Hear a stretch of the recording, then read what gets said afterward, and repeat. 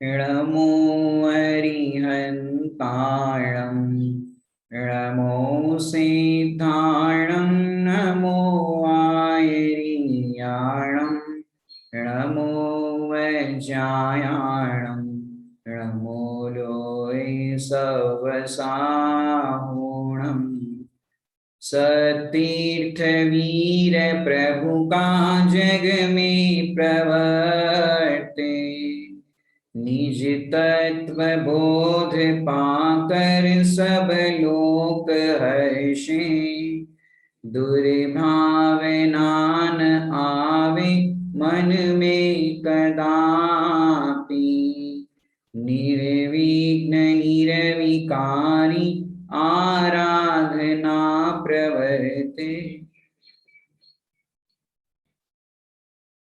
पूजन पाठ स्तुति के हम ये जो हमारी श्रृंखला चल रही है जिसमें हम अनेकों रचनाओं पर, चाहे वो पूजन हो, पाठ हो, स्तुति हो, इस तरह से हम उन रचनाओं का स्वाध्याय, पाठ क्या होता है, उसका अर्थ, उसको हम हमारी जो क्लास की श्रृंखला चलती है उसमें करते हैं। आज इस नए सेशन में संबोधन सप्तक नाम की एक रचना है जो बाल ब्रह्मचारी रविंद्र जी आत्मन बड़े पंडित जी साहब ने लिखी है। यूं तो बड़े पंडित साहब की हजारों रचनाएं हैं, हजारों इसलिए क्योंकि कई रचनाएं ऐसी हैं जो भी हमारे सामने प्रकाशित हुई ही नहीं, लेकिन प्रतिदिन कहो या पंडित साहब के अनेकों बार लेखन में नई नई रचनाएं आती रहती है। तो हमारे सामने अभी ये संबोधन सप्तक नाम की रचना है।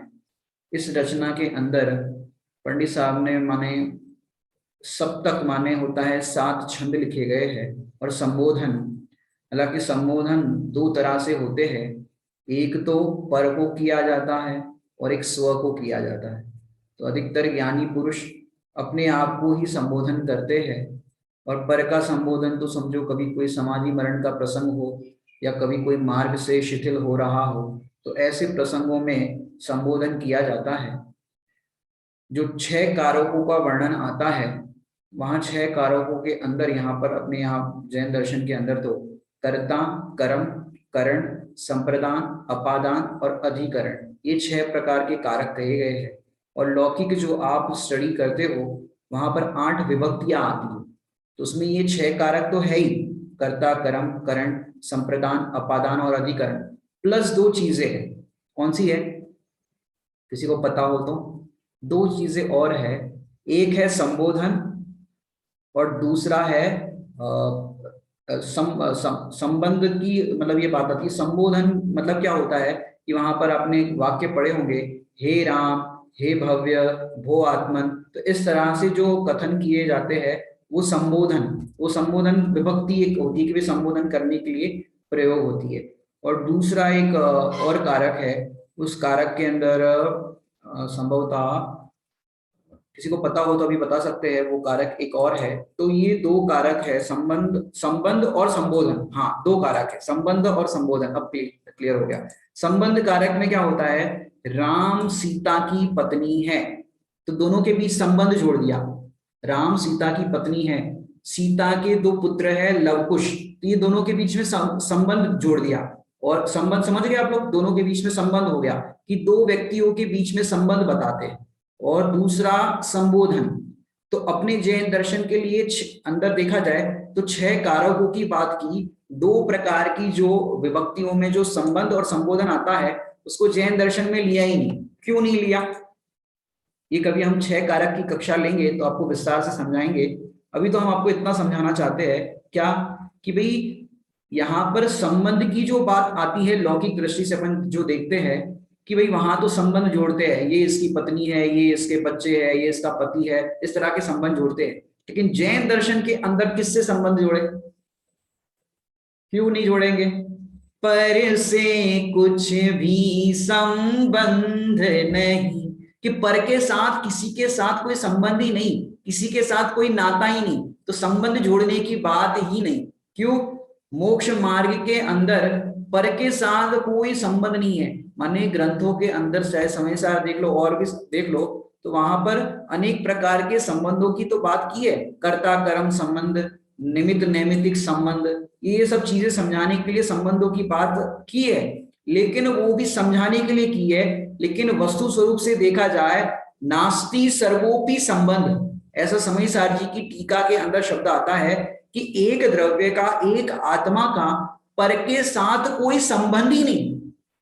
अगर संबंध जोड़ो तो क्या होगा कि भाई हमारे उनके साथ संबंध है, हमारे नरेंद्र मोदी के साथ संबंध है। यदि आपको सड़क पर पुलिस पकड़ ले, आप कहो नरेंद्र मोदी के साथ संबंध है, तो भैया इनको जान दो, इनको जान दो, छोड़ दो इनको, क्यों? वो इनका इनके साथ संबंध है। अब मोक्ष मार्ग में सोचो, कोई कहे कि हम मारीची, मतलब मारीची की पर्याय की बात करें, मारीची कहे, अब मारीची की समझो दुर्गति हुई, क्योंकि 24वें तीर्थंकर होना था, तो बीच की जो पर्याय है आदिनाथ भगवान के काल से देख करके 24 तीर्थंकर जब हुए, तो बीच की पर्याय में दुर्गति हुई, तो वहां अगर वो कहे जानते हो तुम कौन हो, हम आदिनाथ के कुल के हैं, वो हमारे दादा थे प्रथम तीर्थंकर, तो बताओ उनको कोई नरक जाने से छोड़ सकता है? त्रियंच गति में जाने से कोई छोड़ सकता है? क्यों? भाई तुम्हारा उनसे कोई संबंध ही नहीं है। भले ही आपके परिवार के सदस्य थे उस पर्याय के अंदर, आदिनाथ भगवान की पर्याय के टाइम पे आपका उनके साथ वो व्यवहार रूप से जो कहा जाता है रिश्ते नाते, वो संबंध था, लेकिन वास्तव में कोई संबंध ही नहीं है। जैसे नाटक के अंदर रोल होता है, तो रोल के अंदर नाटक के मंच पर कोई पिता बनता है, कोई पुत्र बनता है, कोई पत्नी बनता है, इस तरह के नाना प्रकार के कैरेक्टर सब निभाते हैं। लेकिन जैसे ही मंच से उतरे, अब बताओ कौन किसकी पत्नी, कौन क्या है? अब नाटक के मंच से उतर के बोले हे पत्नी चलो मेरे साथ, तो कोई चलेगी क्या? दो बातें और सुना देगी। क्यों? भी नाटक के मंच पे थे, वहां तक ठीक है, जो रोल कर रहे थे वहां अपना जो संबंध था वो था, लेकिन उससे बाहर आ गए कि अब कोई संबंध नहीं। ऐसे ही ये जगत के अंदर जो नाटक चलते हैं, वहां पर संबंध जो दिखाई देते हैं लौकिक व्यवहार निभाने के लिए होते हैं बस। बाकी वास्तव में द्रव्य दृष्टि से देखा जाए, स्वभाव दृष्टि से देखा जाए, तो पर के साथ कोई संबंध नहीं, संबंध है ही नहीं। क्यों? संबंध जोड़ेंगे तो क्या होगा, मैं बताऊं आपको, थोड़ा सा आपको उसका भी बता देते हैं कि संबंध में क्या होता है। कि जैसे कोई ने किसी के साथ संबंध जोड़ा कि ये मेरे पति है, ये मेरी पत्नी है, ऐसा संबंध जोड़ा, तो संबंध जोड़ने से कोई किसी को तार भी नहीं सकता और कोई किसी का कुछ कर भी नहीं सकता। जैसे मैं आपको बताऊं, रामचंद्र जी, सीता जी, लक्ष्मण जी, बराबर तीन तीन आपके सामने दिख रहे हैं। अब रामचंद्र जी और ये तीनों साथ में रहते थे, जंगल में भी साथ में रहे, सब जगह साथ में रहे, जिनका संबंध दिखाई देता था गृहस्थ की भूमिका में। लेकिन यदि वास्तविक संबंध हो, तो अपने संबंधियों का अपन क्या करेंगे कि अपना अच्छा हो रहा हो तो अपन अपने संबंधियों का भी अच्छा करेंगे कि नहीं करेंगे? कि करेंगे भाई, अपना अच्छा हो रहा है तो उनका भी करेंगे। अब उनका अच्छा अपन कैसे करेंगे बताओ? जैसे रामचंद्र जी का मोक्ष जाना है, सीता जी को स्वर्ग जाना है और लक्ष्मण जी को नरक जाना है। अब संबंध जोड़ो तो कैसे संबंध जोड़ोगे कि इनको भी स्वर्ग ले चलो, इनको भी मोक्ष में ले चलो? तो ऐसे किसी के साथ कोई संबंध नहीं। जीव अपने परिणामों का कर्ता स्वयं है और जीव अकेला ही कर्म को बांधता है, अकेला ही कर्म को भोगता है। ये पूरे जगत की अंदर आप देखो तो स्वतंत्रता है। तो ऐसी ही स्वतंत्रता को बताने वाला ये संबोधन सप्तक है। पर के साथ कोई संबंध नहीं। और संबोधन कि संबोधन किसको करे, जब संबंध ही नहीं पर के साथ, तो संबोधन किसको करे? इसलिए संबोधन करना ही पड़े तो अपने आप को संबोधन करो। तो पंडित साहब ने यहाँ पर अपने आप को संबोधन किया है, क्योंकि ज्ञानी रचना लिखते हैं तो पर के लिए नहीं लिखते। अधिकतर देखा जाए तो ज्ञानी अपने आनंद के लिए रचनाएं लिखते हैं। ऐसे पंडित साहब ने भी ये संबोधन सप्तक नाम की रचना लिखी है। आइए हम सब इसका रसास्वादन करते हैं। पहली ही पंक्ति बहुत जोरदार है, पहले पाठ करते हैं फिर उसका अर्थ करते हैं। परिलक्षित जो निज तत्व भजो, आत्मन निज में ही शांति मिले। जग का परिणमन स्वतंत्र अरे, तेरा विकल्प ताहा नहीं चले, तेरा विकल्प ताह नहीं चले। सोचो, कोई दिगंबर मुनिराज वन खंडादि में विराज रहे हैं, कोई भूला भटका भोला प्राणी जो संसार से भयभीत था, संसार के भोगों से, शरीर से उसको उदासीनता हो रही थी और उसको मार्ग नहीं मिल रहा था सुखी होने का। घर गृहस्थी के अंदर भी उसको शांति नहीं मिल रही थी, तो अब वो शांति के लिए वनखंडादि की ओर गया। अब वनखंडादि की ओर आगे बढ़ने पर क्या हुआ कि फिर उसको दिगंबर मुनिराज मिले, और दिगंबर मुनिराज के चरणों में नमोस्तु किया, नमोस्तु मुनिराज। और फिर मुनिराज से पूछा, महाराज शांति का कोई उपाय बताओ। तो ऐसे समय में समझो मुनिराज के वचन निकले हो, क्या निकले हो, जो पंडित साहब ने रचना में लिखा है यहाँ पर, तो उसको उपाय बता, तेरे शांति का उपाय मैं बताता हूं। क्या? पर लक्ष्य तजो, निज तत्व भजो, आत्मन निज में ही शांति मिले। पहला ही वाक्य क्या बोला? पर लक्ष्य तजो। पर को तजो नहीं कहा। क्या कह रहे हैं? पर लक्ष्य तजो, पर को तजो नहीं कहा। पर को तजो मतलब पर को, सारा जगत त्याग किसको कहता है? पर को तजने को। पत्नी छोड़ो, बच्चे छोड़ो, घर गृहस्थी छोड़ो, दुकान धंधा व्यापार छोड़ो, और सारी चीजें छोड़ो, नियम संयम पालन करने के लिए फलानी चीज छोड़ो। तो सारा जगत पर को छोड़ने की बात करता है, लेकिन पर तो तुमने अनंत बार छोड़े। मुनि दीक्षा धारण करी, इतनी बार मुनि दीक्षा धारण करी तुमने कि पूरे सुमेरु पर्वत के ढेर लग जाए पीछी कमंडल के, लेकिन तुमने पर का लक्ष्य नहीं तजा। मुनि बने तो अपने आप को क्या माना? मैं मुनि हूं, तो मुनि है ऐसा अपने आप को माना, तो ये भी पर का लक्ष्य है। तुम हो आत्मा और अपने आप को मुनि माना, अपने आप को शरीर संयोग आदि रूप माना, तो इस रूप मानने पर क्या हुआ कि तुमको पर का लक्ष्य ही बना रहा। तो यहां पर कह रहे हैं पर लक्ष्य तजो, निज तत्व भजो। अब अब बताओ महाराज, पर का लक्ष्य तजे पहले कि निज निज तत्व को भजे, क्या करे? अब ये तो बड़ी विडंबना हो गई। महाराज ने कह दिया पर लक्ष्य तजो, निज तत्व भजो, अब पहले क्या करे बताओ? अब क्या करना चाहिए? पर का लक्ष्य तजना है कि निज तत्व को भजना है? कि भाई दोनों तरह से उत्तर आएंगे। कि भाई उसको व्यवहार से चरणानुयोग की अपेक्षा से उसको समझाएंगे कि भैया कि तू जो पर में ज्यादा अपना उपयोग खपाता है, पर में ज्यादा उपयोग लगाता है कि मैं इसका भला कर दूं, इसका बुरा कर दूं, इसका ये कर दूं, कि तू पर का लक्ष्य इस तरह से छोड़। ये हो गया चरणानुयोग की शैली, वहां से हटाएंगे कि तू ये सब विकल्प मत कर, पर चिंता अधमा अधमा। तो अब तू अपनी चिंता कर, अपनी चिंता कर मतलब अपना चिंता कर, निज तत्व भजो। निज तत्व, अब निज तत्व कौन सा है? अपना स्व तत्व कौन सा है? निज तत्व कौन सा है? पांच भावों की अपेक्षा से अपन देखें तो पांच भावों में अपना निज तत्व कौन सा है? कि पारिणामिक भाव है वो अपना निज तत्व है। ये अध्यात्म की शैली से कह रहे हैं। और आगम की शैली से तत्वा सूत्र का सूत्र आप पढ़ोगे तो वहां पर तो ये कहा जाएगा, क्या कहा जाएगा?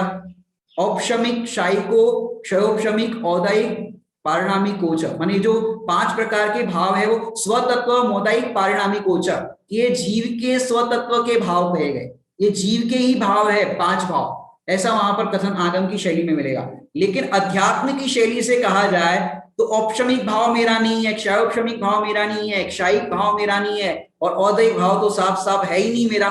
मेरा तो मात्र पारिणामिक भाव है, और जो पारिणामिक भाव है वो ही मैं हूं। तो वो है हमारा निज तत्व। और क्योंकि आप नियम सार जी की 38वीं गाथा देखोगे तो वहां पर 38वीं गाथा में वहां पर दिया, क्या बताया?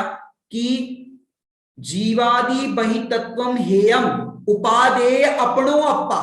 अब अपनो अप्पा कौन है? कि ये पारिणामिक भाव है वो मेरा है, और बाकी सारे भाव वो कौन है? ये सारे भाव परभाव है, मेरे भाव नहीं है। ये तो अपन एकदम ऊंचाई से नीचे की ओर बढ़ना चाहते हैं। ऊंचाई से नीचे की ओर मतलब जहां शायिक भाव को भी अपना नहीं कहा। क्यों? वो अपना है नहीं, क्षणिक है, और ये पारिणामिक भाव है वो शाश्वत है। तो कह रहे पर लक्ष्य तजो, निज तत्व भजो। तो निज तत्व हमारा कैसा है? कि निज तत्व हमारा ऐसा है कि वो पर्यायों से पार है, जिसके अंदर सारा जगत हमको गे रूप नजर आता है, और गे होने से हे रूप नजर आता है। तो पर लक्ष्य तजो, महाराज पर लक्ष्य को कैसे तजे? कि पर लक्ष्य तजो मतलब कि तुम पर को जो अपना मानते हो कि ये पर मेरा है, मैं पर का करता हूं, मैं पर का भोगता हूं, पर रूप ही मैं हूं, ऐसी जो तुम्हारी मान्यता है, ऐसा जो तुम्हारा लक्ष्य है, उसको तजो। पर लक्ष्य तजो, क्योंकि लक्ष्य पहले निर्धारण करो कि मेरा जीवन का लक्ष्य क्या है, मेरे सुखी होने के लिए मुझे क्या चाहिए। बताओ, सुखी होने के लिए क्या चाहिए? जब जब जीव को सुखी होना अंदर में होता है कि मुझे सुखी होना है, तो ये जीव किसका लक्ष्य करता है सुखी होने के लिए? बालक है, छोटा सा बालक, सुखी होने के लिए माँ का लक्ष्य करता है। माँ, तो माँ का लक्ष्य करता है, तो माँ के लक्ष्य से सुखी हो जाता है बालक। कि भाई तू अपना लक्ष्य निर्धारण कर, तेरा लक्ष्य क्या है सुखी होने का। जैसे रोते हुए बालक को, अब रोता हुआ बालक है, अब रोते हुए भूखे बालक को थोड़ा सा और खोलते हैं, रोते हुए भूखे बालक को अब शांत करने के लिए क्या करना पड़ेगा? रोते हुए भूखे बालक को शांत करने के लिए क्या करना पड़ेगा? वे भूखा बालक है तो उसको दूध पिलाओ, यही तो करना पड़ेगा। अब रोते हुए भूखे बालक को कब तक खिलौनों से बहलाओगे? खिलौने होते कि अब मम्मी कोई काम कर रही है, रसोई बना रही है, कुछ काम कर रही है, तो सोचते पहले ये काम निपटा दे, फिर उसको देखते हैं 2-5 मिनट, 10 मिनट, 15 मिनट, तब तक उसके हाथ में एक झुंझुना पकड़ा दिया। झुंझुना समझते हो? झुंझुना पकड़ा दिया। अब बच्चा झुंझुना बजा रहा है, बजा रहा है, थोड़ी देर के लिए तो बजाएगा, फिर क्या होगा? बच्चा फिर रोना शुरू। अब भूखे बालक को, रोते हुए बालक को कब तक झुंझुना पकड़ाओगे? ऐसे अनादि से ये जीव दुखी है, सुखी होना चाहता है, अशांत है, शांति चाहता है, तो कब तक ये 5 इंद्रियों के विषयों के झुंझुने पकड़ाते रहोगे? कब तक ये स्पर्शन इंद्रिय, रसना इंद्रिय, घ्राण, चक्षु, कर्ण, ये 5 इंद्रियों के झुंझुना पकड़ाते रहोगे? अब जैसे रोते हुए बालक को, भूखे बालक को झुंझुना पकड़ाया, थोड़ी देर के लिए तो वो शांत हो जाएगा। जैसे आप लोग को भी बोरिंग फील हो रहा है, चलो टीवी ऑन कर दो, और टीवी देखते देखते कितनी देर टीवी देखोगे? फिर बोर हो जाओगे, चलो यार और कुछ करते, थोड़ा सा कुछ खा लेते, कुछ पी लेते। ऐसे ही 5 इंद्रियों के विषयों में मन बहलाओगे तो भी अशांति रहोगे ना। तो शांति के लिए क्या करें? कि पर लक्ष्य तजो, निज तत्व भजो। निज तत्व कैसा है कि आज तक तुमने अपने निज तत्व को देखा ही नहीं, कि जिस निज तत्व के आश्रय से अनंत ज्ञानी हुए, अनंत सिद्ध हुए, ऐसा निज तत्व कि उसको देखने के बाद जगत का कोई पदार्थ हमको सुखी करने में ये नहीं लगता कि ये पदार्थ हमें सुखी कर पाएगा या सुखी हो जाएगा। क्यों? तब तो ऐसा लगता है जिसने निज तत्व को देखा, निज तत्व मतलब अपने आत्म तत्व को देखा, उसको ऐसा लगता है अरे पूर्णता पाने में इसकी क्या है आवश्यकता, कि बाहर के 5 इंद्रिय के विषयों की क्या आवश्यकता है। जब मैंने मेरा निज तत्व देख लिया तो अब मुझे पर का लक्ष्य ही नहीं होता। लक्ष्य नहीं होता मतलब ज्ञानी भी चौथे गुण स्थान वर्ती संसार के अंदर दुकान धंधा व्यापार कहो, महाराजा हो तो फिर राजपाट का वैभव कहो, 6 खंड का वैभव कहो, तो इस प्रकार के वैभव में दिखाई तो देते हैं ज्ञानी, लेकिन उनके संयोग में पर तो होता है, लेकिन पर लक्ष्य नहीं होता। क्या कहा? ज्ञानियों के संयोग में ये सब भोग सामग्री वैभव आदि होते तो है, लेकिन उनको पर संयोग माने संयोग है वो पर रूप होता है, संयोग कारण रूप पर तो होता है, लेकिन ज्ञानियों को पर का लक्ष्य नहीं होता। ये ज्ञानियों की अद्भुत जीवन शैली है, पर है लेकिन पर का लक्ष्य नहीं है। और अज्ञानी क्या करता है? पर संयोग में है तो उसका लक्ष्य करता है कि भाई इससे ही सुखी, अभी गर्मी लगेगी आपको तो क्या करोगे? पंखा लगाओ। अब पंखा लगा, आपको क्या लगता है कि जब गर्मी लगे तो पंखा है वो सुखी होने का या शांति का उपाय? बराबर। प्यास लगे तो पानी, पानी की याद आती है, भूख लगे तो भोजन की याद आती है, मच्छर काटे, मच्छर काटे तो काय की याद आती है आपको? मच्छर काटे तो कि वो लाओ, क्या बोलते हैं वो, बैडमिंटन लाओ मच्छर को मारने के लिए, ऑल आउट लाओ, मॉर्टिन लाओ, फलानी चीज लाओ मच्छर को करने के लिए। कि भाई ऐसे लोग तो यहाँ क्लास में आए ही नहीं होंगे, इतनी तो पात्रता लेकर के आए होंगे, तो मच्छर जाली की याद आते। बराबर। इस तरह के जो अहिंसक उपाय है उसकी याद आती, लेकिन असली उपाय क्या है इन सबका? भूख, भूख कहो, प्यास कहो, गर्मी कहो, सर्दी कहो, सर्दी लगे तो रजाई की याद आती। अब जितनी जितनी वस्तुओं की अपने को आती है यार, ये पर का लक्ष्य है, और पर के लक्ष्य से पराधीनता होती है। पॉइंट बदल रहा हो, पर के लक्ष्य से पराधीनता होती है और स्व का लक्ष्य करने पर स्वाधीनता होती। एक एक बिंदुओं को जरा ध्यान से समझना, बहुत अच्छे अच्छे भेद विज्ञान के बिंदु है, क्योंकि अपनी जो कक्षा चलती है अधिकतर अपन इससे अपने जीवन में भेद विज्ञान कैसे प्रकट हो उस एंगल से अपन चर्चा करते हैं कि जिससे हमारे जीवन में हमको भेद विज्ञान का प्रबल योग बने। कि देखो, पर का लक्ष्य करने पर पराधीनता होती है, स्व का लक्ष्य करने पर स्वाधीनता होती है, और स्वाधीनता का मार्ग ही सुख का मार्ग है, और पराधीनता का मार्ग दुख का मार्ग है। अब कोई भी समझो मुनिराज हो, अब मुनिराज को गर्मी लगे तो क्या करेंगे? पंखा पंखा बुलाएंगे, कूलर बुलाएंगे, क्या बुलाएंगे? मुनिराज के पास भी पंखा कूलर होते हैं। क्या कह रहे हैं? कोई उठ के चले मत जाना, क्या कह रहे हैं? मुनिराज के पास भी पंखा कूलर होते हैं। पंखा कूलर छोड़ो, एसी होता है मुनिराज के पास। कैसा एसी होता है कि जब भी बाहर में गर्मी का या बाहर में कोई ऐसा प्रसंग बने, हालांकि उनके लिए तो ऑल टाइम एसी है, ऐसा जरूरी नहीं कि बाहर में गर्मी लगे तो ही, बाहर में गर्मी लगे तो अंदर में शीतलता का स्रोत बह रहा है आत्मा के अंदर, उस शीतलता के स्रोत के अंदर डुबकी लगाते हैं। अंदर में वातावरण, जिसको वातायन कूलन क्या बोलते हैं हिंदी में, कुछ ऐसा शब्द है वातायन, माने आप एसी समझ लो आप तो एसी अंदर में है, शीतलता का स्रोत आत्मा में है। तो जब भी बाहर में गर्मी लगे तो वो आत्मा में डुबकी लगाते हैं। तो आत्मा में डुबकी लगाने पर कोई प्रकार की सर्दी नहीं, कोई प्रकार की गर्मी नहीं, आनंद ही आनंद। इसका मतलब आप समझ गए होंगे। भूख लगे तो देखो, जैसे बालक होता है, बालक बालक को भूख लगती है तो किसकी याद आती है? माँ। प्यास लगती है तो माँ। बच्चा गिर जाता है तो माँ। बच्चा सो के उठता है तो माँ। हर बार उसको माँ की याद आती है। ऐसे ज्ञानी धर्मात्मा हमको कहते हैं, भाई तुम्हें भूख लगे, प्यास लगे, कोई भी तुम्हारा प्रॉब्लम हो तो एक ही उसका उत्तर है सुखी होने के लिए या उस पीड़ा को मिटाने के लिए, माँ। कौन सी माँ? आत्मा। क्या कहा? हमारे हर दुखों का समाधान करने के लिए, दुखों से छूटने के लिए आत्मा ही है शरण, और कोई जगत में उपाय है नहीं सुखी होने का। क्या कहा? क्योंकि उसकी औषधि तो अपने पास है, और वो कौन है? आत्मा।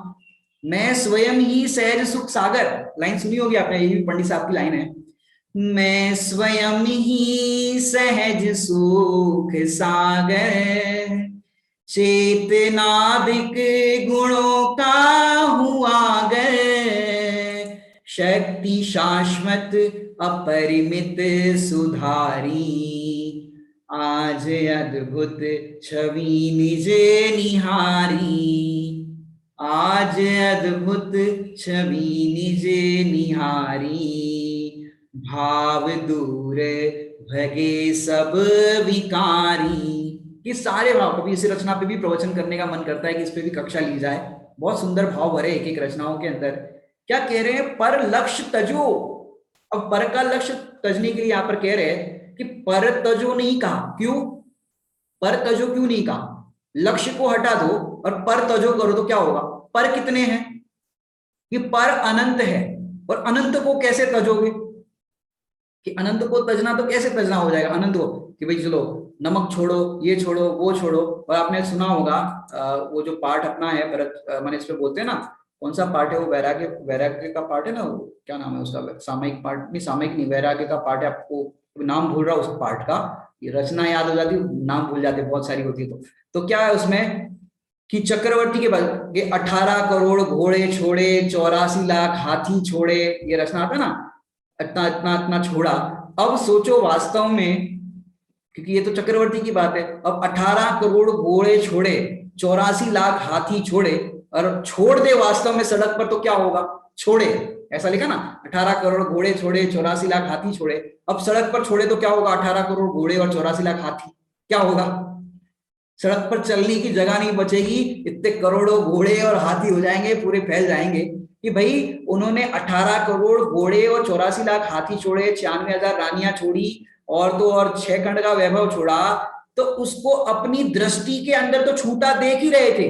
अब व्यवहार दृष्टि से भी जो उनका आदान प्रदान सब वो सब चल रहा था, वहां पर भी उन्होंने क्या किया?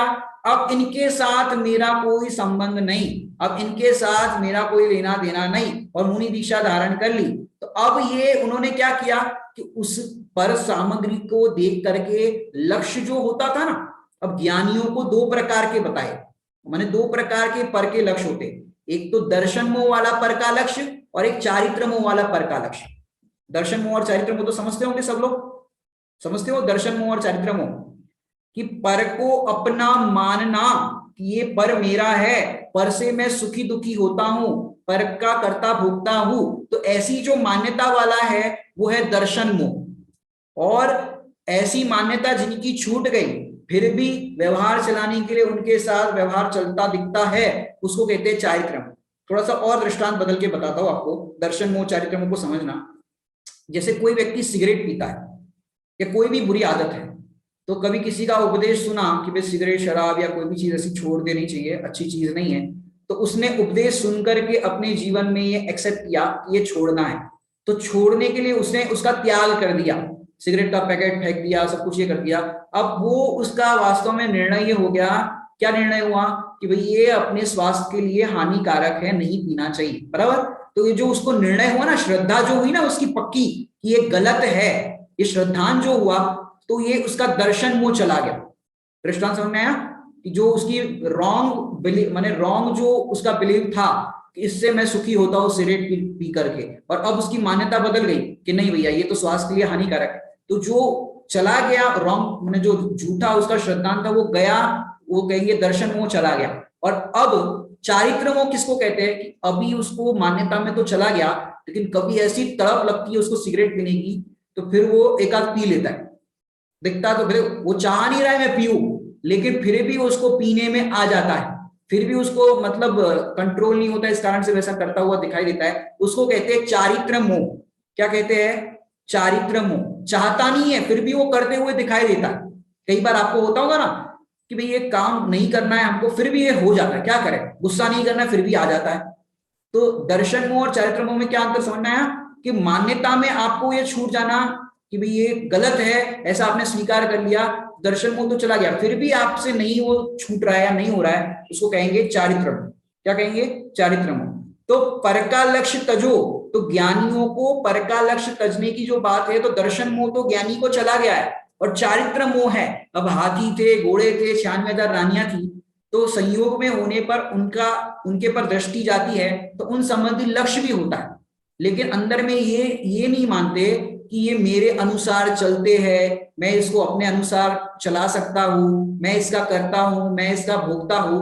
तो इस प्रकार की जो बुद्धि है वो मिथ्या बुद्धि ज्ञानियों को छूट जाती है। लेकिन चारित्र की भूमिका में, जैसे ज्ञानी है तो उनके भी बच्चे होते हैं, परिवार होता है, तो उन ज्ञानियों को भी बच्चों को समझाने का विकल्प आता है। जैसे आदिनाथ भगवान को कहो या आदिनाथ राजा को कहो, मुनिराज को कहो, जो भी मतलब भूमिका में, मुनिराज की अपेक्षा से तो नहीं कह सकते, क्योंकि तीर्थंकर जब दीक्षा लेते हैं तो जब तक उनको केवल ज्ञान नहीं होता तब तक वो उनकी वाणी नहीं खिरती, तब तक वो कुछ नहीं बोलते।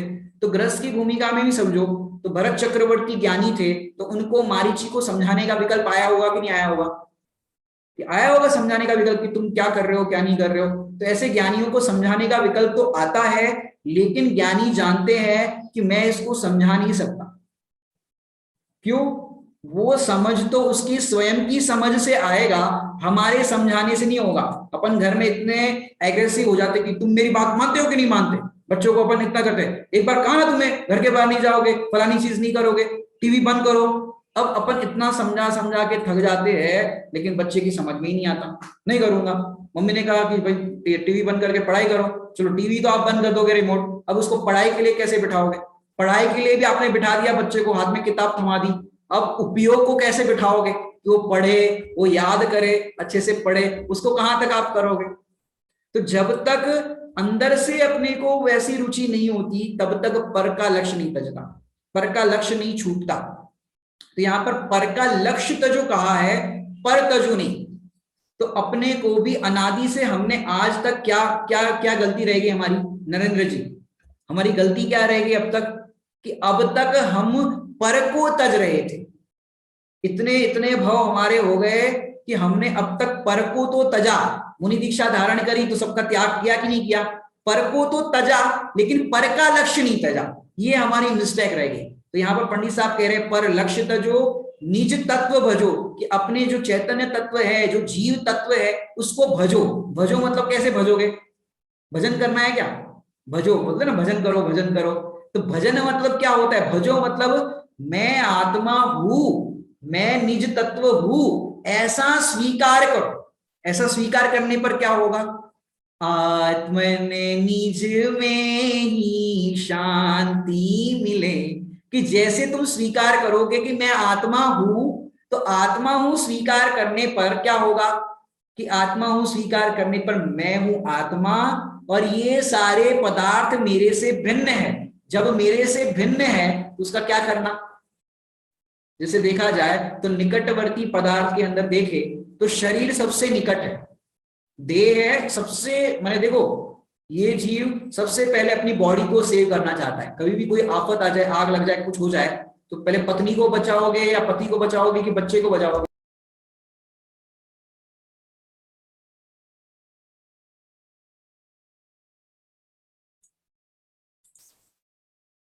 हाँ जी, आवाज आ रही है?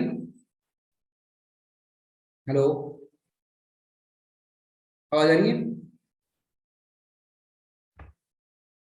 हेलो, आवाज आ रही है? हम दिखा सकते हैं, नहीं आ रही आवाज? अब आ रही है? हेलो, हाँ ठीक है, अब आ रही है आवाज। हाँ, तो क्या बात कर रहे थे हम? कि भाई अब तक पर का लक्ष्य इसने नहीं तजा, और निज तत्व भजो। निज तत्व भजो मतलब आत्मा का जिसने स्वीकार किया कि मैं आत्मा हूं, तो आत्मा हूं स्वीकार करने पर क्या हुआ? कि सारा जगत पर रूप दिखाई देने लगा। अब निकटवर्ती की बात कर रहे थे, देह। देह सबसे निकटवर्ती है, बहुत नजदीक है देह। तो जब भी कोई आग लग जाए, कुछ हो जाए, तो सबसे पहले जीव, आग लगे तो खुद भागेगा।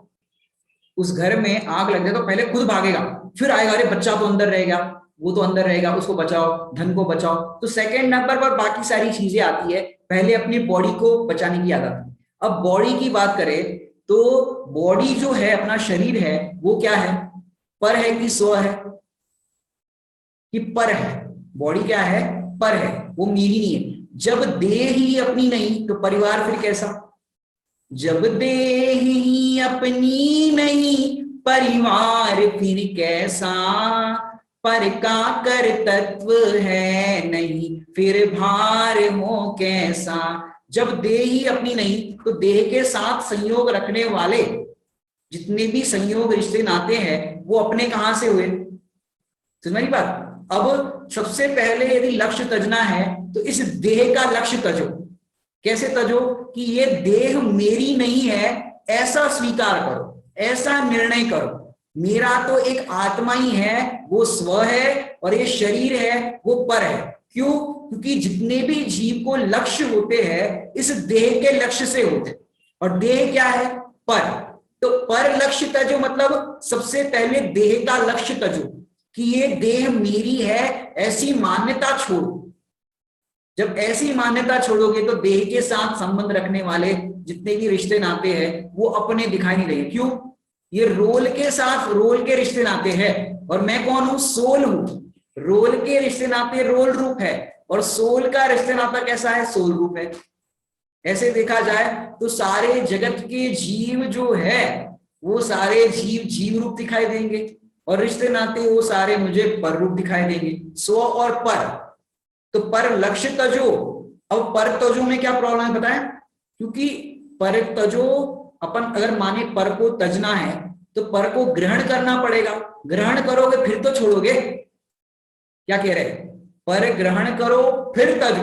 अब पर को तजो कैसे तजोगे बताओ? अब मैं आपको कहूं ताजमहल को तजो, वो ताजमहल है, वो पर है। अब ताजमहल को कैसे तजोगे? लाल किले को तजो, और भी जितने भी जिसको भी बात करनी है आप कर लो, कि आप इसको तजो, तो कैसे तजोगे? आपका है क्या वो? अब आप कोई कहे आज से मैं ताजमहल का त्याग करता हूं, अब त्याग करोगे भाई? तुम्हारी प्रॉपर्टी है क्या? तुमने ग्रहण किया है क्या? तुम्हारा है क्या? अरे जब तुम्हारा है नहीं तो तुम क्या त्याग करोगे? एक आत्मा में त्यागोपादान शून्यत्व नाम की शक्ति है। कौन सी शक्ति है? त्यागोपादान शून्यत्व शक्ति। तो त्याग, तो त्याग करोगे कब? जब तुमने ग्रहण किया हो तब करोगे ना। तो हमने आज तक पर का ग्रहण किया ही नहीं, और कर सकता नहीं।